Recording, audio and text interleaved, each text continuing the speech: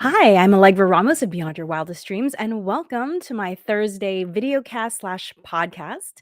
Today's topic is about controlling what you can control and letting go of the rest. You could categorize it under planning, I guess, but I categorize it under mindset because sometimes we get in our own way. And I have found that one of the challenging things can be knowing when you've done enough and then allowing yourself to let go. So, I have some stories for you and then some tips on maybe helping you recognize when you've done all that you can do. But before we start, just a little introduction into me. Beyond Your Wildest Dreams is all about helping you prioritize yourself and your goals by learning how to harness the power of planning. And you'll see in my bio below, it says productivity trainer and coach. I guess that's just an easier way of explaining how I think of productivity is about planning well. When you plan well, you can be productive, and by productive, I mean doing what's important. I don't wanna turn you into any sort of productivity robot. I wanna help you do more of what's important to you, whether that is work related or with friends or quiet time to yourself, whatever that is. I wanna show you how to make time for that. And the way I help is I have written 4 workbooks. They're all designed to be gone through in an hour or less.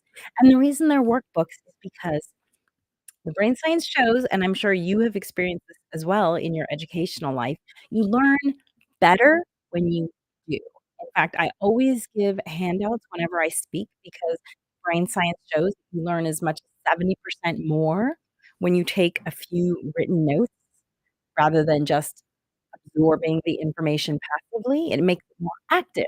So that's why these are all workbooks. There's 4 of them, and the one that I always recommend people start with is 3, 2, 1 done, which is 3 simple strategies to get your to-do list done, because who doesn't need help with that?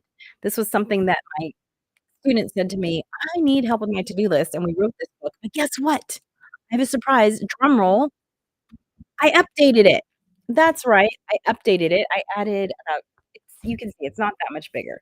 It went from, like, 67 pages to 77 pages, so it still takes about an hour to do, but in the 3 years since it's been out, obviously, I've taught this a lot. I've had time to think about it, and so you are gonna get the benefit of the latest and greatest thinking, and I retitled it To-Do List Solution. It's just a little bit easier to understand what it's all about, and it's fantastic. It's only available, right now where is it available? Maybe it's available everywhere. Anyway, you can find all my books at tinyurl.com/BYWD. And by the way, if you ever wanna watch this again, this videocast always goes up as the Harness the Power of Planning podcast. Wherever you listen to podcasts, you can find it. And again, tinyurl.com/BYWD books. I'll just put this up there so that you can see it on the screen. Okay, so that's what I'm all about, to-do list solution, my latest and greatest, and again, go through it in an hour or less, super easy. So happy, really, really happy with how it turned out. So, I start every Thursday by pulling a card from this deck here. I never have any idea what's gonna come out, but it's always something good to talk about. What is really and really amazing is giving up on being perfect and beginning the work of becoming yourself. And it's always amazing to me how many new thinkers I'm introduced to in this deck of cards. What is really hard and really amazing is giving up on being perfect and becoming and beginning the work of becoming yourself. Anna Quinlan. So what this makes me think of is actually Jason Momoa. That's right. I read this comment and I think of Jason Momoa because I think that one thing Jason Momoa is really good at is being Jason Momoa. And isn't it interesting how much he stands out in that way, and how that's the thing that I think of most. And I don't really understand the disconnect that can make it so difficult for us to be ourselves, I guess. I always think back to being an anthropology student. That's what my undergraduate degree is, and humans are social creatures. It's one of the things that defines us as a species, and because of that, we want to belong to a group, a community, and I think that that desire to belong that's inherent in our species causes a lot of us to conform in ways that maybe are not the healthiest. Maybe it was fine back when we were living in simpler times without social media and really media in general trying to tell us how we should act and look and be so that they could sell us things. Maybe it's the aspect of selling that has made conforming so, mm, I guess, with useless in a way. I mean, there's a certain amount of social conforming that is valuable in a well-run community, but there's a lot of it that is just profit driven. So, you know, in Anna Quinlan's quote about giving up on being perfect, this idea of being perfect is something that is sold to us.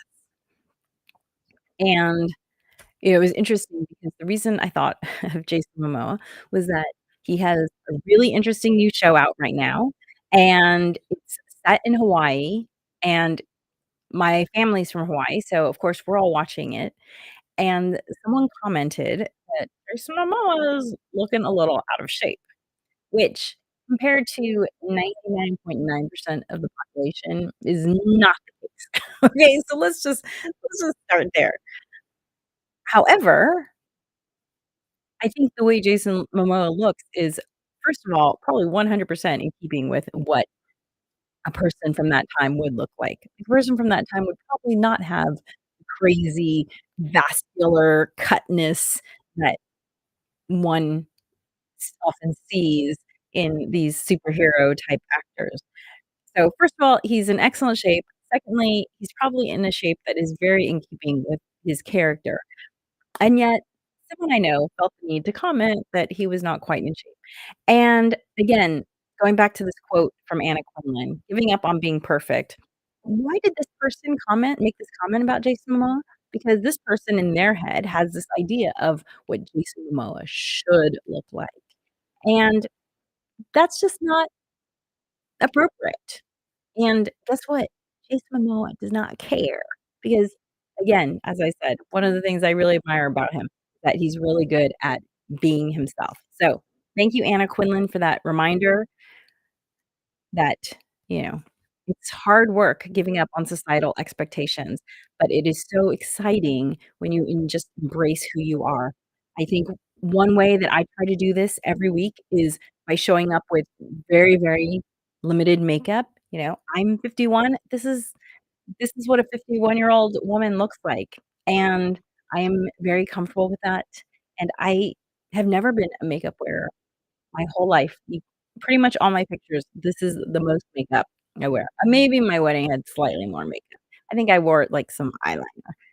Maybe there was some shadow. I don't know. My sister did my makeup. Was not a big deal. But, actually, I'm gonna talk about my wedding later in just a second, so that's funny. I guess I have it on my mind, but this is one way I embrace who I am, which is I don't like makeup, and even though a lot of people wanna sell me makeup, it's just not me. So, do you. Be you. Okay. So let's get into today's topic. Today's topic is about controlling what you can control and letting go of the rest.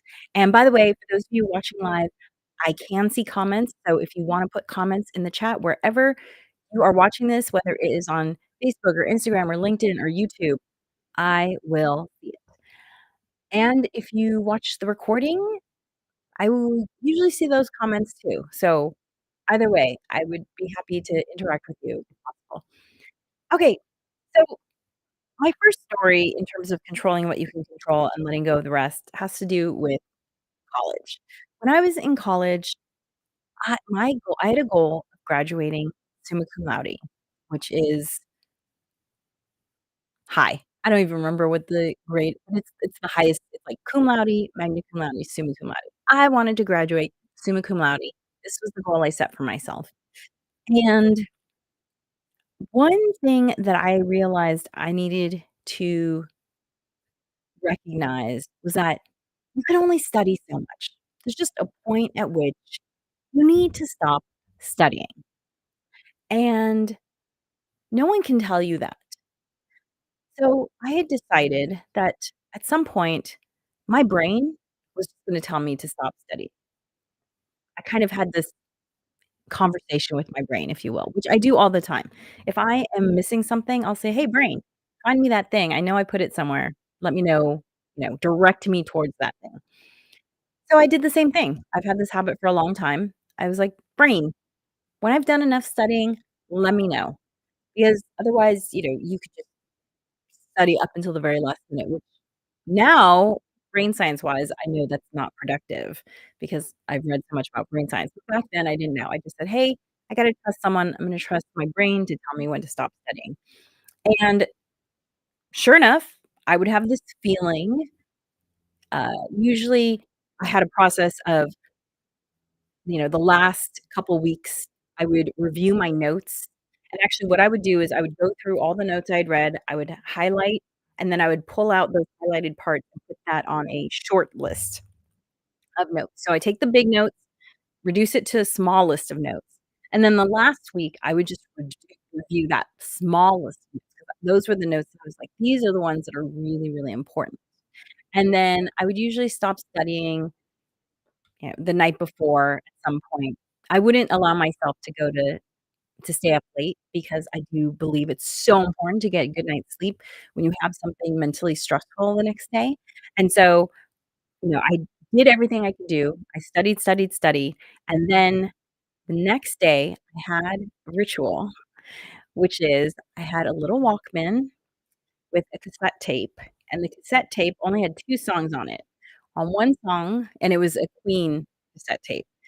On one side, it was Bohemian Rhapsody, and on the other side was The Show Must Go On. And I love Queen, and if you know the song "The Show Must Go On," then you might know that it was actually the last song that Freddie Mercury recorded before he died, and I knew this back then, and I found that to be so powerful. I was like, "If Freddie Mercury can be facing down death and write this amazing song, I can go and give it my all at finals and move on with life, 'cause the show must go on." And so that was my ritual. I would review my notes, create a crib sheet, review the crib sheet, get a good night's sleep, and then as I would walk to my test, I would have "The Show Must Go On" blaring in my ears, and it always just it felt like an anthem. It pumped me and I just did the test. So that was my first introduction into controlling what you can do. I mean, I definitely studied, but I didn't kill myself about it. And then I let go by having this song remind me of what was really important in life. And I did that all throughout college and graduate school, and it always served me well. I did graduate summa cum laude, so that's the cherry on the top of that story. So, that's my first story, controlling what you can and letting go of the rest. My next story, short one, had to do with my wedding. I do have an MBA, and like all good MBAs, I love a spreadsheet. And my wedding spreadsheet was quite robust. I don't remember how many pages it was at this point, but it was over 7. It was probably in the 10 to 14 range. I've been married a couple decades at this point, so excuse me if I don't remember the exact length of my spreadsheet, but it was, somewhere in the 7 to 14 page range, and I had everything from, here are the gifts that I've been receiving and the thank you notes that have been going out. Here are the pictures, there was a page for the photographer, all the shots I wanted, me and my mom, me and my sister, the whole family, my grandparents with the grandchildren, all of that thing. I had, uh, thank you gifts that I wanted to give to people after the wedding. I had the timeline for the actual wedding itself. People will begin arriving at this time. Limo with me will arrive at this time. Music will start at this time, all laid out. I had the seating chart. So anyway, as you can see, I put a lot of planning, as you would expect, into my wedding. But then when the day of my wedding came, I didn't check on anything. I said, "You know what? Everyone's been given their jobs. Everyone who needs to have the timeline has the timeline." The There was a event planner at the space, and then also my closest girlfriends, who some of whom you've seen on this podcast were there, and they all had copies of the spreadsheet. I said, everyone's just gonna do their thing, and it's gonna work out just fine." And I really enjoyed my wedding. Like, I remember being very physically present during my wedding. I didn't worry about anything happening. Whatever happened, happened. Whatever didn't happen, didn't happen. And I had so much fun. So, some people might expect someone that creates a 10 to 14 page spreadsheet to be white knuckling it. No, the reason I do all that planning, the reason I create that spreadsheet is so that I can just let go and enjoy when the time comes. And I did. It was fantastic. I didn't think about a thing. I don't remember anything that didn't go well. So, there you go. Control what you can, let go of what you can't. My final story about controlling what you can and letting go of what you can't has to do with my kiddos getting pregnant and then having birth, right? So, my pregnancy and birth stories. When I was 32, I wouldn't say my clock was ticking as in, "I'm ready to have a kid." However, I knew that biologically speaking, I was getting older. And at that point, my husband and I had been married for a few years, and we had been dating for 8. And I thought to myself, "Okay, well, if I'm going to get pregnant, it's going to be in the next few years. Otherwise, it's, likely not gonna happen, at least biologically. Maybe we'll adopt, who knows?" But being the planner that I am, I decided that I was going to start preparing my body in case I decide to get pregnant. And because I love tuna, a huge tuna lover, all kinds of tuna, albacore tuna. I ate a lot of tuna sandwiches growing up. In fact, there was one summer where I ate a tuna sandwich almost every single day for 6 weeks because grandma was taking care of me, and she just asked each of her grandchildren, "What's your favorite sandwich?" And then she made us all those sandwiches for an entire 6 weeks, which good on her, she had a plan, it worked. So, I ate a tuna sandwich almost every single day for 6 weeks, and because I love tuna so much, I decided I really need to do some mercury detoxing because who knows? I didn't know. And so I first of all, I gave up eating seafood for 3 years, starting when I was 32, and I also did some cleanses, and then my husband and I actually didn't decide that we were ready to start trying getting pregnant until I was 35, so 3 years of not eating seafood, 3 years of, doing what I could to cleanse, like, eating a lot of cilantro, which is great for chelating heavy metals. Not a doctor, don't play one on TV, feel free to do the research yourself. But it was at 35 when we decided, like, "Hey, let's give this thing a try." And at the time, I owned a store. It was an eco one-stop shop. It was a wonderful place called Green& and Greener. Wonderful store. People still tell me how much they miss it.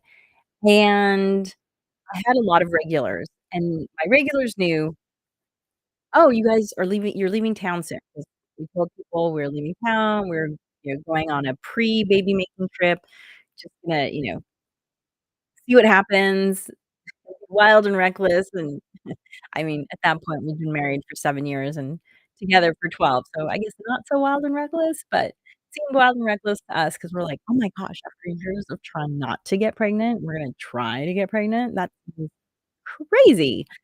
And so I remember this one regular of mine who came into the store, and she said, "So what are you doing to get pregnant? Like, what's your plan for getting pregnant?" And I said, "I have no plan for getting pregnant, like, if it happens, it happens." I was like, "My plan has been to make myself as healthy as possible so that I can be pregnant and that I can have a healthy pregnancy, but in terms of getting pregnant, like, I that is not within my control. I've done everything I can. I'm letting go of the rest." And she said, "Uh, I wasn't like that at all. I wanted to control everything." And, it's interesting because, mm, we actually ended up getting pregnant on this trip. It was supposed to be, like, our pre-baby making trip, but it became our baby making trip. And knowing what I now know about how stress affects your body, I do believe that part of why we got pregnant was because I was so not stressed. I was like, "This is out of my hands. I'm letting go of this." I had no expectations. I wasn't, like, you know, putting my legs in the air or anything like that to try and really make sure. We were just like, "We're just gonna have fun and relax," and I've done the pre-work to be healthy, and, when your body releases stress hormones, it actually sends signals to your body that, "Hey, now might not be a good time to take on anything extra like, you know, a pregnancy." And so I really believe that by letting go, it helped make that really easy. So those are my stories about controlling what you can control and then letting go. As you can see, like, I had a plan in all of those situations. I was doing the things I needed to do to have the outcome I wanted to have. But at some point, I let go, and I understood that whatever's gonna happen is gonna happen. And I think that that's just a really healthy mindset to have, to acknowledge that not everything is in your control, and that's okay. Does everything turn out the way you want it to?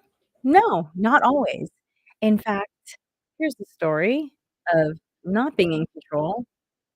I was offered an amazing position to have this it was a dream job of mine when I was in my 20s to produce a series of videos all about the ozone layer. We all used to talk about the ozone layer, and I had quit my current position, taken some days off, and then the day before I was supposed to start this dream job, I got a call that the funding had been cut, 100%.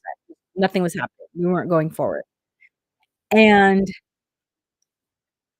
looking back, I realized that could have been a really devastating news, but I had an unusual reaction to it, which is I laughed. I laughed. I laughed and I said, "Of course, I've already quit my old job, and of course, this dream job of mine isn't happening." But I laughed, and I think that laughing was actually a really healthy stress reliever. I really enjoy laughing. It's part of why I do stand-up comedy for fun. It's part of why I love stand-up comedy so much is because I just love laughing, and it's such a good stress reliever that it kept me from being paralyzed by that news, and the next day, I was sending out resumes like nobody's business, like, "Okay, done, next." And so, again, it was out of my control. Was it a bummer? Yeah, it was a bummer, but I had no control over that. So, I had a stress response, which was laughter. Maybe for you, your stress response would be punching a punching bag or going on a long walk or going for a really vigorous run. These are all great ways to release that cortisol, to get rid of those stress chemicals that can be paralyzing and unhelpful. Let it go, and then get back to what you can control, which in that case was sending out more resumes. So I hope this has been helpful for you. I hope you've learned something today or at least enjoyed listening to me talk about my crazy experiences. As always, if you wanna find out more about what I do and what I offer, my productivity training that I do in workspaces, so if you have an HR department that brings in people for professional development, I can help do that. If you wanna work one-on-one, like you have some goals that you wanna work on and you just need someone to bounce off ideas in terms of what are the steps you need to do to complete those, I can help with that. And, of course, my books are always available at tinyurl.com/bywd books, but for everything about what I do, just go to my website, that's bywdreams.com. I also do trainings at big events. I'm actually speaking next week at the LA Convention Center to an audience of about 600 people. I'm doing my to-do list solution as a 60-minute training. So, yeah, get in touch with me through my website, through bywdreams.com. You can find me at LinkedIn. And remember, if you're listening to this as a podcast or a VR, be sure to like, subscribe, rate. It doesn't cost you anything, and it helps me with the algorithm. And remember that planning makes everything